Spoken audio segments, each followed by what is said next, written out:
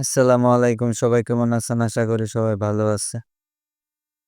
সবাই মনোযোগ দিবেন এই লাল বক্সটাতে। শোনেন, একদিন এক লোক এসে কাগজ গুজে বলতাছে, "এই বক্সটা আমায় বুঝে। আমার বউ এতটা সহজ করতে পারে না।"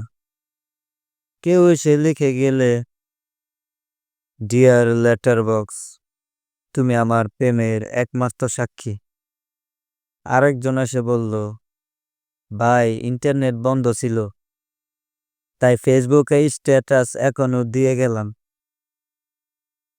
শেষমেশ বাক্সটা আর সাহায্য করতে